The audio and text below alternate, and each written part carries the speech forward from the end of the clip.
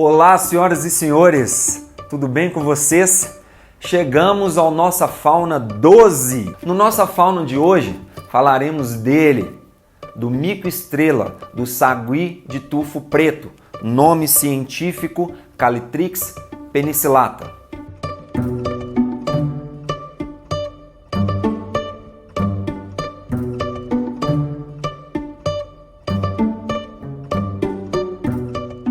Se você quer saber algumas curiosidades sobre esse bicho lindo da nossa fauna e ainda aprender algumas matérias de prova que você pode utilizar no Enem e nos demais vestibulares, vem comigo que eu tenho muita informação para trocar com vocês. Chega mais!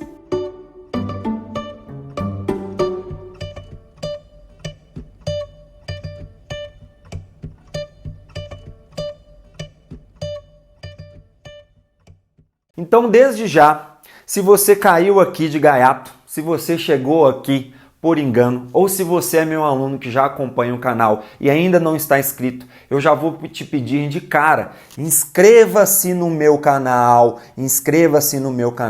dê o joinha se você gostar do vídeo. Se você não gostar do vídeo, aí não tem jeito, aí você dá o seu joinha também, tá? E ativa o balango-dango do sininho para você receber as notificações. Isso motiva a gente a continuar produzindo conteúdo. Então, por favor, inscreva-se no meu canal. O bichinho de hoje é um bichinho muito interessante, muito bonitinho. É um mamífero primata da subfamília Calitrichidae. E aí, como eu sempre digo, de acordo com a região do Brasil onde você encontrá-lo, ele vai apresentar nomes diferentes. O primeiro nome é, como eu já disse aqui, sagui de tufo preto. O segundo nome pode ser simplesmente sagui. O outro nome em que ele é chamado, dependendo da região do Brasil, é mico-estrela, porque ele tem uma mancha branca na testa que lembra uma estrela. E lá na minha região, lá da cidade de onde eu vim de uma cidade do interior de Minas Gerais, do Vale do Jequitinhonha, chamada Almenara. Um abraço, pessoal de Almenara. Espero que esse vídeo chegue em Almenara, que vocês consigam assistir. Lá em Almenara, naquela região toda ali do norte de Minas, a gente tem o costume de chamar os calitriquídeos de sonim, né? Inclusive eu já vi filmes, já conversei com outras pessoas que moram no Nordeste, né? Da Bahia para cima, eles também têm o costume de chamar os calitriquídeos de sonim. Então o outro nome que ele pode apresentar tá aqui, ó, sonim. Doido demais, né? O termo em inglês. Vamos falar do termo em inglês. Temos que falar do termo em inglês porque é muito engraçado o nome que os gringos dão para os bichos. Mas enfim, o termo gringo para Calitrix penicillata, para o mico-estrela, vai ser Black-Tufted Ear Marmoset. Seria algo em tradução literal tipo tufo preto na orelha de um macaco. E aí, né, é óbvio que isso representa a espécie que é o sagui de tufo preto. Por que sagui de tufo preto? Porque eles vão apresentar dois tufos de pelos pretas saindo, uma de cada orelha. Então, por causa desses tufos pretos, que é bem característico, aí os gringos colocaram Black-Tufted Ear Marmoset. E aí, a mulher do Google vai falar: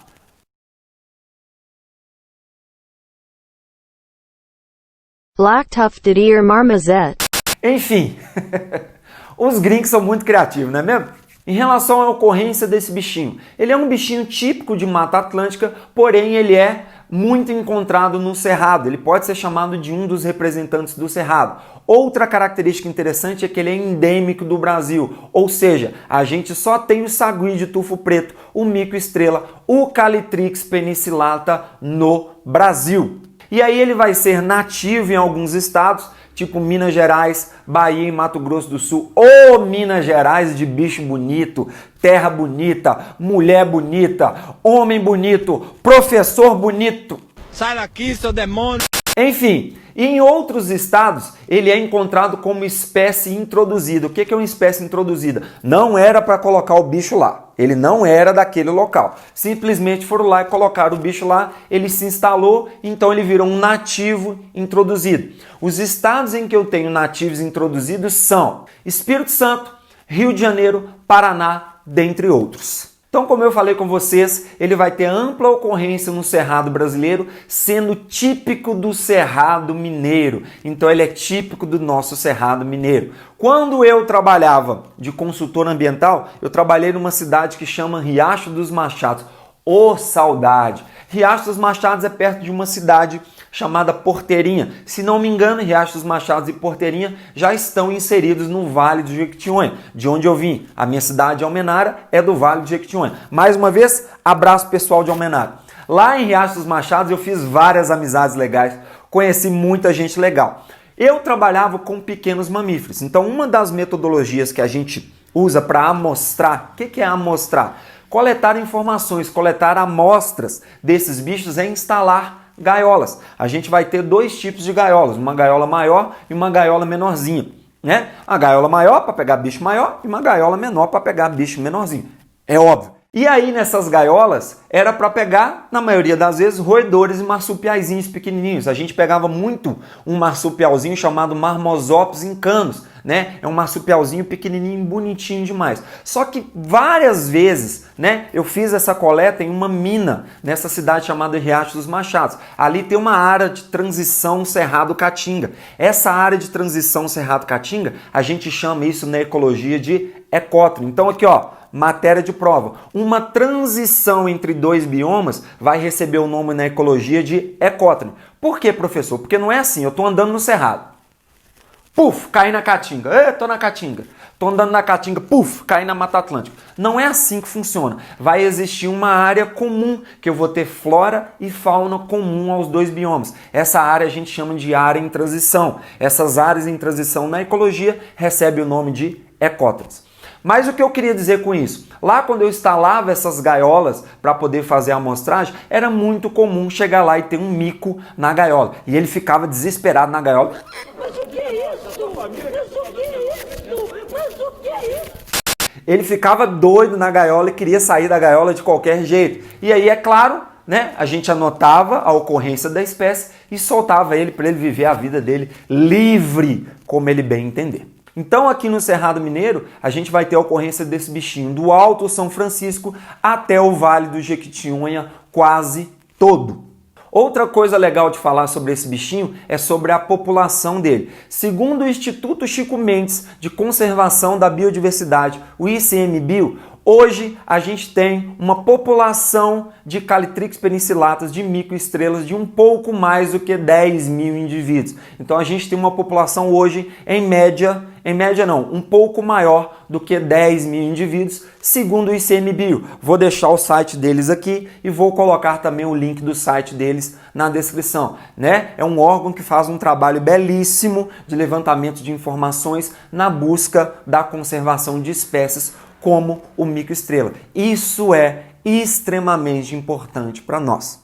E onde que é o habitat desse bichinho? O habitat dele então vai ser primordialmente em matas, né? Ele adora florestas, ele gosta de florestas, seja ela qual for, e ele vai ter predileção por florestas secundárias e alteradas. O que é uma floresta alterada? Uma floresta que foi degradada e aí foi feito um reflorestamento, foi feito um trabalho e conseguiram fazer o processo lá novamente de sucessão ecológica e restabelecer aquela floresta. Sucessão ecológica também é, matéria de prova, mas eu vou preferir tratar da sucessão ecológica num próximo vídeo. Beleza? E aí, só para exemplificar, lá nessa mina onde que a gente fazia as coletas, essa mina lá em Riacho dos Machados, se não me engano o nome da mina, a empresa era Carpathian Gold, é uma mineradora lá do Canadá, se não me engano é esse nome mesmo. Né? Lá na Carpathian Gold a gente tinha áreas naturais e a gente tinha uma área em recuperação. Essa área que foi recuperada foi porque essa mineração lá antigamente era de responsabilidade da Vale. A Vale vendeu o direito de lavra para a Carpathian. Então tinha essa área lá que eles chamavam de área em recuperação. Na verdade, eles plantaram leucena, fizeram um leucenal. O que é leucena? Leucena é um nome comum que a gente usa para plantas que dão frutos em formato de vagem. Então, quando você planta leucena, né, Leucena sp, é o gênero que tem várias espécies dessas árvores que dão frutos em formato de vagem. Dá um outro exemplo, professor. O feijão, né? A própria vagem que a gente come, que a gente compra no supermercado e come, o feijão, a ervilha, são exemplos de planta que dão frutos em formato de vagem. São chamados de leguminosas. Aqui também, ó, matéria de prova. Quando a gente fala de ciclo do nitrogênio, geralmente a gente fala das leguminosas porque elas são fixadoras de nitrogênio no solo. Mas aí também o ciclo do nitrogênio eu vou deixar para a gente discutir em uma próxima oportunidade. Tranquilo? O nicho ecológico dele, ele vai ser um bichinho de hábitos primordialmente diurnos e ele vai sempre andar em grupos de 4, 5 até 6 indivíduos mais ou menos. Então você nunca vai ver um calitrix, um miquinho sozinho. Geralmente quando eles andam, né, passando de uma árvore para outra, né, eles gostam de usar o dossel, a copa das árvores para se movimentar de um local para o outro, né? Você sempre vai ver grupinhos de 4, 5 até 6 indivíduos. Então o nicho dele, ele exerce o seu nicho ecológico basicamente em cima das árvores e eventualmente eles descem ao chão, mas é algo que não é tão comum. Então eles geralmente fazem tudo, reproduzem, comem, fazem tudo, exercem o seu nicho ecológico nas copas das árvores. E quando eles têm que se movimentar, eles vão pulando de uma árvore para outra. E como é que esses bichinhos se alimentam, professor? Eles vão ser bichinhos onívoros. Vão comer frutas, flores, folhas, pequenos animais menorzinhos do que eles, inclusive insetos. Então ele tem uma gama grande de alimentação. É considerado onívoro porque ele come insetos, outros animais e também come vegetais. Algo que eu quero comentar nesse vídeo importante. Presta atenção, ó, importante. Sempre que a gente está num ambiente que tem um macaquinho desse, as pessoas elas são, sei lá, possuídas por um sentimento, eu não sei explicar o que é. As pessoas elas ficam loucas quando veem um macaquinho desse. E aí começa a fazer assim. Gente, que bonitinho macaquinho. Ah, que bonitinho macaquinho. Que gracinha, meu Deus. Esse macaquinho bonitinho, meu Deus. Vou dar comidinha pra ele. Macaquinho, você quer um chocolate? Você quer uma pipoca, macaquinho?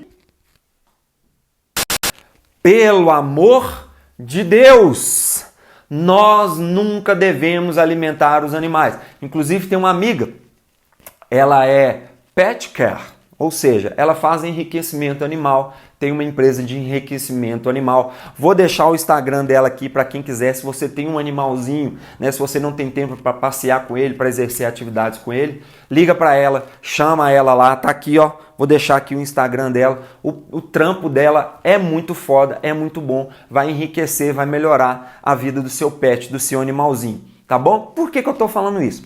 Porque ela postou um vídeo esses dias. Justamente, ela trabalha muito naqueles condomínios lá de Nova Lima. Então, aqueles condomínios de Nova Lima, eles são construídos, vamos falar a verdade, no meio do mato, né? É o que a gente chama de fragmentação de hábitats. É o que eu sempre falo aqui. Tira a floresta para construir um condomínio. Qual que é o problema disso? Do ponto de vista econômico, nenhum. Mas do ponto de vista ecológico, isso é prejudicial? Sim. Mas depois, daqui a pouco, eu comento mais um pouco sobre isso. E aí ela estava lá, trabalhando, e apareceu um miquinho. E aí o que ela fez, a bonita? Oi, bonitinho. Tudo bem? Você é muito bonitinho. Você quer uma bananinha? Nem lembro se era banana. Foi e deu uma banana para ele, ele começou a comer a banana e ficou feliz. Gente, a gente acha que a gente está fazendo um ótimo trabalho, que a gente está prestando um serviço para o meio ambiente. Vamos alimentar os macacos?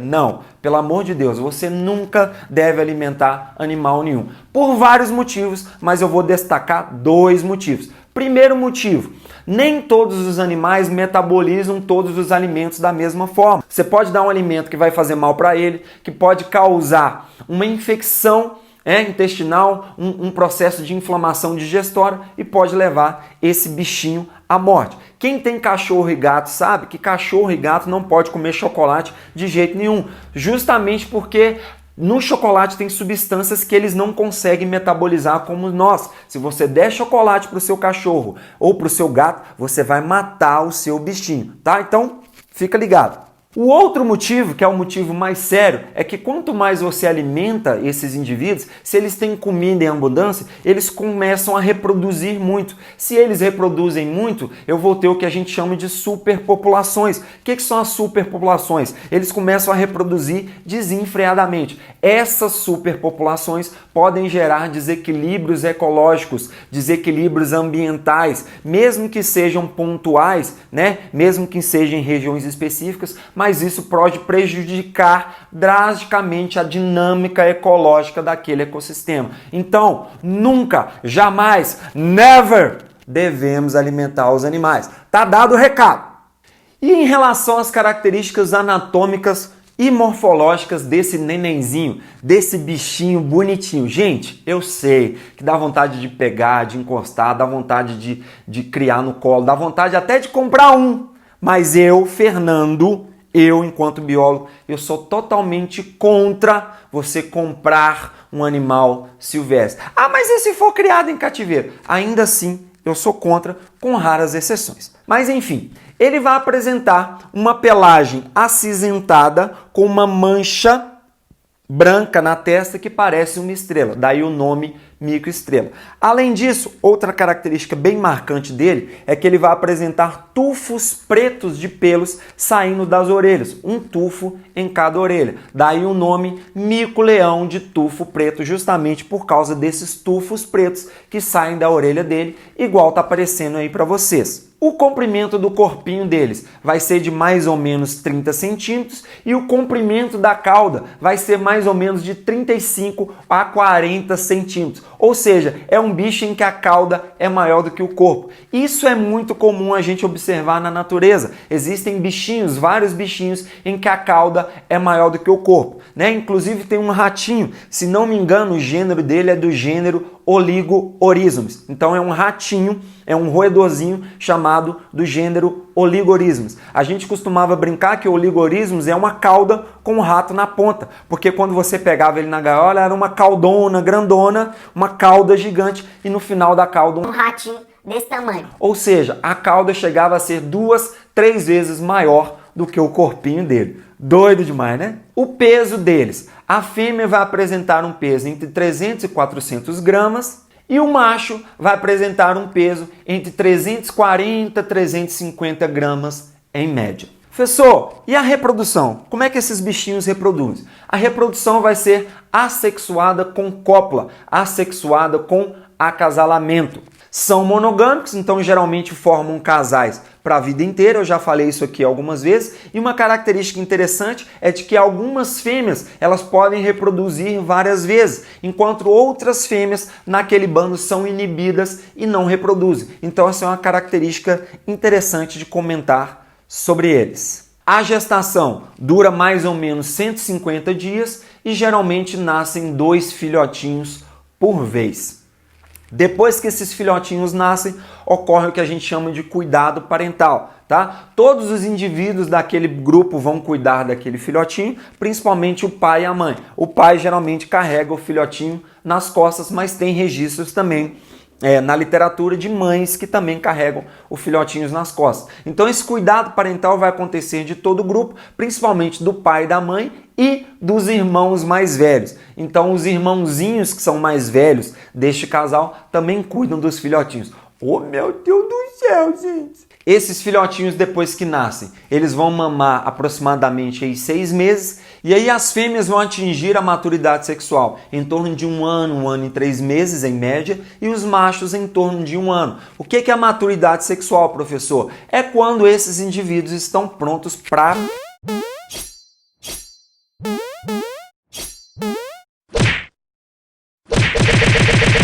A longevidade desse bichinho é de, em média, 15, 16 anos. Então é um bichinho que vive muito, né? Quando ele tiver mais velho, mais ou menos próximo aí dos 10, 12, 13 anos, né? A gente vai ter um adolescente velho, se é que isso existe. Uma curiosidade interessantíssima sobre eles que eu queria comentar com vocês. Ó, presta atenção, matéria de prova. Isso aqui você pode utilizar na sua prova. O cariótipo deles vai ser igual ao nosso, vão ser indivíduos 2N igual a 46. Mais uma vez, repetindo, O cariótipo deles vai ser 2N igual a 46. Professor, o que é um cariótipo? Um cariótipo é quando você faz um procedimento em que você conta o número de cromossomos desse indivíduo, e organiza os cromossomos desse indivíduo de acordo com os tipos de cromossomo. Vamos lá. O que é um cromossomo? Basicamente, eu vou ter os cromossomos na célula quando essas células estiverem se dividindo, quando essas células estiverem fazendo mitose ou meiose. E aí, de onde eu obtenho os cromossomos? Esses cromossomos vão passar por um processo que eu vou pegar o DNA, vou enrolar esse DNA em proteínas chamadas proteínas histonas e vou obter uma fita chamada de cromatina. Essa cromatina vai se enrolar nela mesma e aí nós vamos transformar, a célula vai transformar essa cromatina num cromossomo. A gente pode classificar os cromossomos em dois grupos, né? Os cromossomos simples e os cromossomos duplicados. O que é um cromossomo simples? O que é um cromossomo duplo? Como que a gente define isso? De acordo com o número de cromátides. Os cromossomos eles vão ter duas peças básicas. O centrômero, que é uma constrição no cromossomo, uma constrição nesse DNA, e esse centrômero serve para segurar os braços desse cromossomo. Quando o cromossomo ele apresenta um centrômero e apenas dois braços, a união de um centrômero em dois braços vai formar o que a gente chama de cromátide, beleza?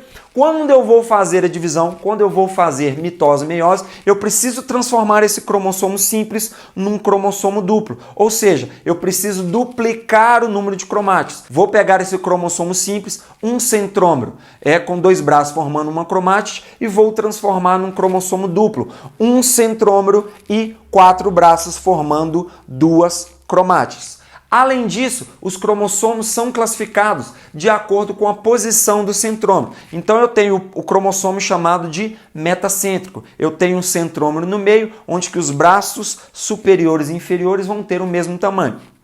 Depois, esse centrômero ele pode dar uma leve deslocada para cima. É o cromossomo submetacêntrico. O cromossomo submetacêntrico, os braços de cima são levemente menores do que os braços de baixo. Depois eu posso ter uma movimentação um pouquinho maior desse centrômero. E aí eu vou ter o tipo de cromossomo chamado de acrocêntrico. É um cromossomo em que os braços de cima são bem menores do que os braços de baixo. Por último, eu ainda tenho o tipo de cromossomo chamado de telocêntrico. É aquele cromossomo que eu tenho basicamente só os braços de baixo e os braços de cima são inexistentes. Então, quando a gente faz um cariótipo, a gente organiza esses cromossomos que são iguais. Você vai receber 23 cromossomos do seu pai, 23 cromossomos da sua mãe. Vai formar uma célula com 2 cromossomos de cada, uma célula diploide, 2N igual a 46. Você vai receber 44 cromossomos autossômicos e o par de cromossomos sexuais, 44 mais 2, 46 cromossomos. A gente sempre vai receber um cromossomo de cada genitor, um cromossomo do pai e um cromossomo da mãe, que depois vão se juntar na fecundação e vão se organizar nas nossas células. E aí, quando a gente faz o processo de cariótipo, a gente consegue organizar isso muito bem. Como que a gente faz o processo de cariótipo? O processo de cariótipo, a cariotipagem, ela pode ser feita em qualquer indivíduo, em qualquer ser vivo.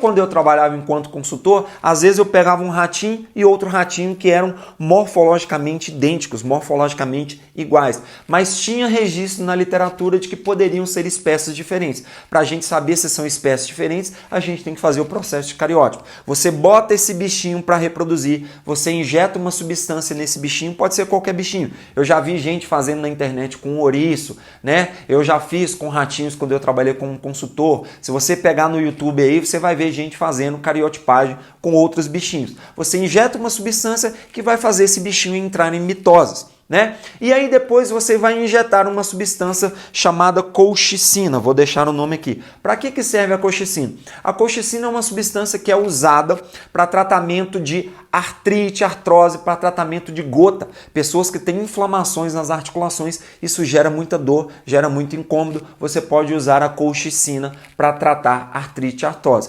Porém, essa colchicina também você usa para fazer o cariótipo. Por quê? Ela é uma colchicina que não vai deixar as fibras do fuso se formarem. Eu vou parar a mitose. A colchicina tem o poder de parar a mitose na fase de metáfase. A gente sabe que a fase de metáfase é quando os cromossomos estão mais condensados. Então você injeta a colchicina não vai deixar com que as fibras do fuso se formem bem formadas e vai estacionar a divisão celular mitótica na fase de metáfase. Na fase de metáfase, como os cromossomos eles estão mais condensados, eles estão em condensação máxima, você vai conseguir enxergá-los no microscópio óptico. Qual que é o microscópio óptico? É esse microscópio mais comum que tem em qualquer lugar aí que você for, qualquer faculdade, qualquer laboratório. Além do óptico, a gente tem os eletrônicos. O MET, que é o microscópio eletrônico de transmissão, e o MEV, que é o microscópio eletrônico de varredura. Esses são bem mais caros e são mais incomuns. E aí, depois que você observa no microscópio óptico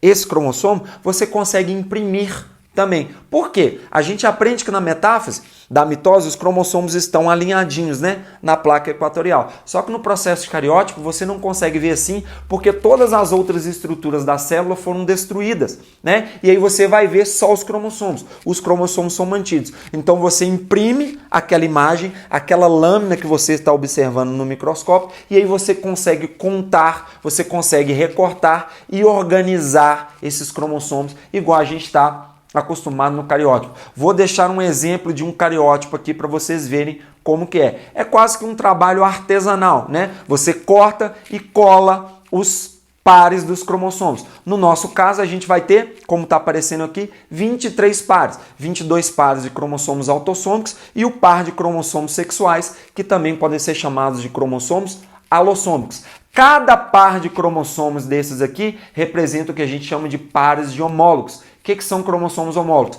São cromossomos iguais na forma e no tamanho e que possuem genes para a mesma característica. Então fiquem ligados, ó, matéria de prova. Isso sempre cai na sua prova. Demorou? E será que esse bichinho apresenta predadores? Sim. Os predadores deles são geralmente aves rapinantes e a própria eirara, né? A Eira barbara, um outro bicho que eu já comentei aqui no Nossa Fauna. Então a Eira barbara, a eirara é um predador natural do sagui de tufo preto.